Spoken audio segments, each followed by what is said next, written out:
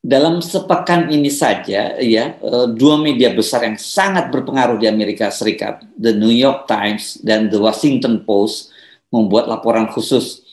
Kedua media itu menyoroti secara keras tindakan aparat kepolisian menggunakan gas air mata di stadion, sesuatu yang sangat dilarang oleh Federasi Sepak Bola Internasional FIFA. Dan ini yang disebut sebagai penyebab kematian lebih dari 100 supporter sepak bola itu. Dalam laporannya pada hari Senin tanggal 3 Oktober 2022, New York Times membuat laporan dengan judul Deadly Shocker Clash in Indonesian Put Police Tactic and Impunity in Spotlight.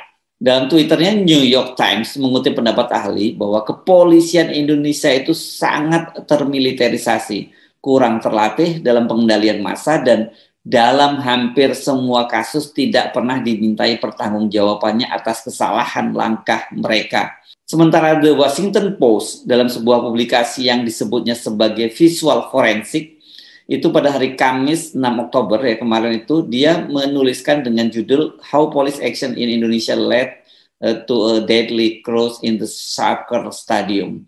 Atau kalau kita terjemahkan, kira-kira bagaimana aksi polisi di Indonesia itu menyebabkan kematian yang menghancurkan di stadion sepak bola.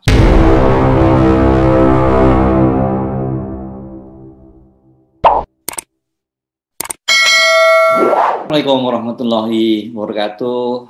Saya Hersbino Arif dari Forum News Network. Sejumlah media internasional membuat laporan khusus menyoroti bencana kemanusiaan yang terjadi di Stadion Kanjuruhan, Malang, Jawa Timur, Sabtu malam 1 Oktober 2022 saat Persebaya bertanding melawan tuan rumah Arema Malang. Besarnya jumlah korban yang tewas, sejauh ini tercatat ada 131 orang, yang ini merupakan jumlah kematian supporter sepak bola terbesar kedua di dunia, menyebabkan peristiwa ini menjadi sorotan dari internasional. Jumlah itu hanya kalah dengan peristiwa yang terjadi pada tanggal 24 Mei 1964 di Estadio Nacional 5 Peru. Ketika itu tim nasional tuan rumah Peru menjamu Argentina. Dalam sepekan ini saja, dua media besar yang sangat berpengaruh di Amerika Serikat, The New York Times dan The Washington Post, membuat laporan khusus.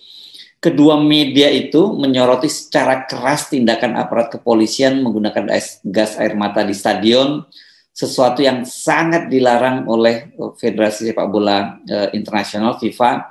Dan ini yang disebut sebagai penyebab kematian lebih dari 100 supporter sepak bola itu. Dalam laporannya pada hari Senin tanggal 3 Oktober 2022, New York Times membuat laporan dengan judul Deadly Shocker Clash in Indonesian Put Police Tactic and Impunity in Spotlight. Dalam Twitternya, New York Times mengutip pendapat ahli bahwa kepolisian Indonesia itu sangat termiliterisasi, kurang terlatih dalam pengendalian massa, dan dalam hampir semua kasus tidak pernah dimintai pertanggungjawabannya atas kesalahan langkah mereka. Sementara The Washington Post dalam sebuah publikasi yang disebutnya sebagai visual forensik, itu pada hari Kamis 6 Oktober kemarin itu, dia menuliskan dengan judul How Police Action in Indonesia Led to a Deadly Cross in the Soccer Stadium.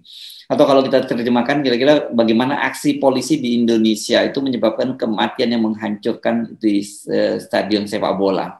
Ini laporan yang dilakukan oleh The Washington Post ini, itu merupakan investigasi yang dilakukan secara keroyokan oleh sejumlah wartawan Washington Post, ya, baik yang ada di Indonesia, di Malaysia, dan juga yang juga berada di Amerika. Dan laporannya menurut saya sangat menarik. Itu saya mencoba menerjemahkannya dan mengajak Anda untuk menyimak bagaimana media internasional menyoroti peristiwa tragis tersebut. Dengan begitu kita bisa mendapat second opinion, bisa mendapat tempat berkaca bagaimana media-media internasional melihat kasus tersebut dan bagaimana perspektif mereka. Ini terjemahan yang saya ambil dari The Washington Post. Rentetan besar-besaran amunisi gas air mata yang ditembakkan oleh polisi Indonesia ke penggemar sepak bola memicu kecelakaan fatal di Malang akhir pekan lalu yang menewaskan sedikitnya 130 orang. Ini berdasarkan investigasi dari Washington Post. Penembakan sedikitnya 40 amunisi ke arah kerumunan dalam rentang waktu 10 menit yang melanggar protokol nasional dan pedoman keamanan internasional untuk pertandingan sepak bola membuat penggemar lari berdesakan ke pintu keluar. Amunisi termasuk juga gas air mata, flashbang, dan flare. Banyak penggemar terinjak-injak sampai mati dan tertimpa balok dan gerbang logam karena beberapa pintu keluar ditutup. Itu berdasarkan dari hasil penyelidikan. Polisi Nasional Indonesia tidak menanggapi permintaan komentar berulang kali yang diajukan oleh Washington Post. Tinjauan tersebut itu didasarkan pada pemeriksaan lebih dari 100 video dan foto serta wawancara dengan 11 saksi dan analisis oleh pakar pengendalian massa dan pembela hak-hak sipil. Dan ini mengungkapkan bagaimana penggunaan gas air mata oleh polisi dalam menanggapi beberapa ratus penggemar yang memasuki lapangan itu menyebabkan gelombang di ujung selatan Stadion Kejuruan, di mana korban selamat mengatakan sebagian besar kematian itu terjadi. Beberapa pintu terkunci, kata saksi mata yang semakin memicu kepanikan. Ini dikonfirmasi oleh Presiden negara, maksudnya Presiden Jokowi yang telah memerintahkan peninjauan keamanan stadion di negara itu. Seperti kita ketahui, Presiden Jokowi kan memerintahkan dilakukan audit terhadap seluruh stadion di Indonesia. Hingga Kamis 6 Oktober, para pejabat mengatakan 131 orang telah meninggal termasuk 40 orang anak-anak. Kelompok hak asasi manusia termasuk Amnesty International Indonesia mengatakan jumlah korban di Kabupaten Malang Indonesia bisa mencapai 200 orang. Pemerintah Indonesia telah menyerukan penyelidikan atas insiden tersebut yang merupakan salah satu bencana kerumunan paling mematikan yang pernah tercatat. Pejabat kepolisian provinsi, saya kira ini maksudnya Kapolda Jawa Timur Irjen Pol Niko Afinta, mengatakan penggunaan gas air mata mereka dibenarkan karena ada anarki. Tetapi para ahli pengendalian massa yang melakukan rekonstruksi video yang disediakan oleh The Washington Post tidak sepakat dengan pernyataan Kapolda Jawa Timur itu. Kapolres Malang dan 9 petugas lainnya diberhentikan pada hari Rabu karena peran mereka dalam bencana tersebut, dan 8 petugas lainnya juga sedang diselidiki. Tindakan polisi tersebut melanggar protokol Persatuan Sepak Bola Indonesia PSSI yang menyatakan bahwa semua pertandingan harus mematuhi ketentuan keamanan yang ditetapkan oleh FIFA, Badan Pengatur Sepak Bola Dunia. FIFA melarang gas pengendali massa digunakan di dalam stadion dan mengamanatkan bahwa gerbang keluar dan pintu keluar darurat tetap tidak terhalang setiap saat. Video yang disediakan secara eksklusif untuk Washington Post menunjukkan bahwa polisi tak lama setelah pertandingan berakhir menembakkan setidaknya 40 amunisi yang tidak mematikan ke penggemar baik di lapangan maupun di tribun. Sebagian besar gas melayang menuju bagian atau seksi atau sektor tempat duduk di tribun 11, 12, dan 13. Video itu menunjukkan polisi yang berdiri di depan seksi 13 dan menembakkan gas air mata ke lapangan serta naik ke tribun, mendorong ribuan penonton untuk mengungsi dari tempat duduk mereka. Kemacetan yang terjadi di pintu keluar yang hanya cukup lebar untuk dilewati oleh 1 atau 2 orang sekaligus itu kata saksi mata ya. Clifford Stott, seorang profesor di Universitas Yale di Inggris yang mempelajari perilaku penggemar olahraga, meninjau video yang disediakan oleh The Washington Post dan mengatakan bahwa apa yang terjadi di Kanjuruhan adalah akibat langsung dari tindakan polisi yang dikombinasikan dengan manajemen stadion yang buruk. Bersama dengan pakar pengendalian massa lainnya dan 4 pembela hak-hak sipil, dia mengatakan penggunaan gas air mata oleh polisi tidak proporsional. Menembakkan gas air mata ke tribun penonton saat gerbang terkunci kemungkinan besar tidak akan menghasilkan apa-apa selain korban jiwa dalam jumlah besar, itu katanya. Dan itulah yang terjadi. Washington Post kemudian membuat kronologinya berdasarkan pada waktunya, berdasarkan dari waktu ke waktu ya. Pukul 21.39 itu pada Sabtu, wasit meniup peluit akhir pertandingan antara Arema dengan Persebaya Surabaya.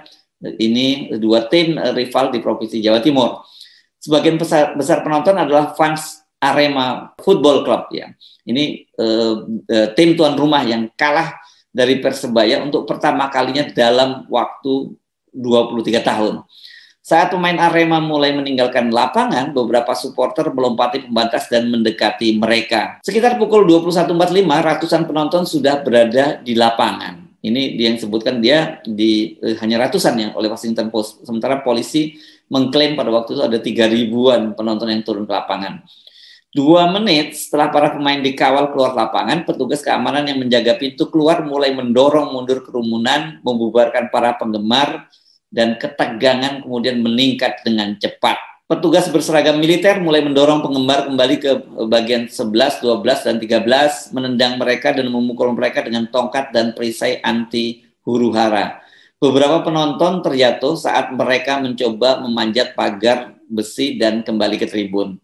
Ini kalau kita saksikan video-videonya, kita semua bisa menyaksikan. Sayang sekali saya nggak bisa menayangkan video-video ini karena ini regulasi dari YouTube ya, tidak mungkin kan untuk saya tayangkan. Nah, sekitar pukul 21.50, polisi meningkatkan gas air mata dan flash bang. Asap yang disebabkan oleh suar dan gas melayang ke arah bagian tempat duduk selatan. Nah, ini berdasarkan video yang mereka tonton. Penonton di bagian 9 dan 10 mengatakan kepada Washington Post bahwa mereka batuk dan mata mereka mulai berkaca-kaca. Sementara mereka yang di sektor atau di bagian 12 dan 13 itu barisan ini hampir seluruhnya diliputi oleh asap yang terdiri dari bahan kimia. Teriakan dari tribun 13 bergema melalui tribun, itu kata saksi. Gasnya terbakar, kenang Elmiati. Ini seorang wanita 33 tahun yang dia duduk dekat pintu keluar di sektor 13 ini, di seksi 13, bersama suami dan putranya yang baru berusia 3 tahun. Tapi mereka kemudian terpisah dalam kekacauan itu, dan keduanya ini, suami dan anak dari Elmiati ini meninggal dunia karena luka-luka malam itu. Mereka terus menembak ke tribun, tapi orang-orang di sana tidak tahu apa yang terjadi. Itu kata Elmiati. Bukan kami yang berlari ke lapangan. Saat gas dan asap mengepul melalui bagian 12 dan 13, banyak penonton melompat kembali ke lapangan untuk menghindarinya. Menurut 10 orang saksi yang diwawancarai oleh The Washington Post, orang yang lain yang mencoba pergi menemukan pintu keluar itu terhalang dan mendorong mereka untuk melompat ke lapangan juga dan mencari jalan keluar lain. Petugas kemudian menembakkan lebih banyak gas air mata ke ujung selatan stadion dan beberapa langsung ke tribun. Semua orang panik, pendukung panik karena ingin keluar, aparat juga panik. Itu kata Aribowo Sucipto, fotografer lokal di lokasi kejadian. Kedua belah pihak panik dan itu menjadi siklus. Ranto Sibarani, seorang pengacara hak asasi manusia di Medan, Indonesia yang diminta oleh Washington Post untuk meninjau rekaman video, mengatakan bahwa pihak berwenang tampaknya menembakkan amunisi tidak mematikan ini secara sporadis dan tanpa strategi yang jelas. Ada kekuatan lokal dan nasional dan militer di lapangan. Ini maksudnya ada polisi lokal ya, saya kira, dan polisi nasional gitu di lapangan yang tidak jelas siapa yang bertanggung jawab. Hasilnya adalah penggunaan bahan kimia yang masif dan tidak terkoordinasi. Itu kata Sibarani. Widya Adiwena, Wakil Direktur Amnesty International Indonesia, mengatakan tindakan polisi mencerminkan masalah sistemik dalam penegakan hukum di Indonesia. Laporan Amnesty International pada tahun 2020 mendokumentasikan 43 insiden kekerasan polisi selama protes, termasuk video yang menunjukkan petugas menggunakan gas air mata di ruang sempit dan menembakkan meriam air dari jarak dekat. Ini bukan hanya tanggung jawab orang-orang yang mengayunkan tongkat ya, artinya tongkat pemukul di lokasi, tetapi juga orang-orang yang membiarkan prosedur seperti ini berulang kali. Muhammad Iqbal, ini usianya 17 tahun, yang duduk di dekat Elmiati di seksi atau di sektor 13, mengatakan dia berlari ketika terkena gas air mata. Dia menuju pintu keluar di bagian 8, tetapi pintu itu tampaknya tertutup. Dia kembali ke pintu 13 di mana dia terpleset dan jatuh dari tangga menuju pintu keluar. Dia meringkuk di tanah dan menderita luka-luka kaki dan perutnya, di lengan, kaki, dan perutnya. Pada waktu itu dia mengaku dia sudah siap mati. Kata Iqbal yang menjadi seorang pedagang makanan, dia adalah profesinya seorang pedagang makanan. Saya pikir pasti saya tidak akan pernah bisa keluar. Dedi Prasetyo, ini maksudnya Irjen Pol Dedi Prasetyo ya, Kepala Divisi Humas Polri, mengatakan pengelolaan pintu keluar itu menjadi tanggung jawab penyelenggara pertandingan, bukan polisi. Asosiasi Sepak Bola Indonesia pada Selasa mengakui bahwa beberapa pintu keluar ditutup ketika polisi mulai menembakkan gas air mata, tetapi tidak disebutkan berapa banyak yang ditutup. Para pekerja stadion belum sempat membuka kembali semua gerbang, kata Erwin Tobing, perwakilan asosiasi. Tetapi para ahli pengendalian massa mencatat bahwa pada saat polisi mulai menembakkan gas air mata, permainan telah berakhir selama sekitar 11 menit. Penyelidikan polisi mengutip alasan mereka tentang video pengawasan 6 dari 14 gerbang di stadion mengatakan hari Selasa bahwa pintu-pintu terbuka tapi terlalu sempit untuk menangani massa orang yang keluar. Foto dan video ini menunjukkan beberapa pintu di sekitar stadion bengkok dan setelah insiden itu. Saya telah melihat rekaman video gerbang baja berat yang telah bengkok karena tekanan. Ya, mereka hanya bisa ditekuk oleh tekanan jika mereka terkunci rapat, itu kata Scott. Pintu keluar yang terbuka di beberapa tempat terhalang oleh orang-orang yang pingsan atau tersandung, itu kata saksi mata. Baitul Rahman, 27 tahun, mengatakan dia keluar melalui pintu keluar di seksi 3 sebelum pergi ke seksi 4 untuk membantu orang yang telah terjebak. Saya melihat sekitar 20 orang hanya bertumpuk satu sama lainnya. Saya merasakan tangan mereka memegang kaki saya dan melihat seorang pria yang tidak bisa keluar dari bawah tumpukan mayat. Ini deskripsi yang dilakukan oleh Washington Post ini tentu saja ini sangat dramatis, dan Anda bisa bayangkan bahwa Washington Post ini adalah media yang di Amerika dibaca oleh para pengambil kebijakan di Amerika. Dan kita bisa membayangkan bagaimana mereka menilai aparat keamanan kita, para polisi kita, karena sejak awal konsisten ini Washington Post maupun New York Times menyoroti ini persoalannya ada di kepolisian.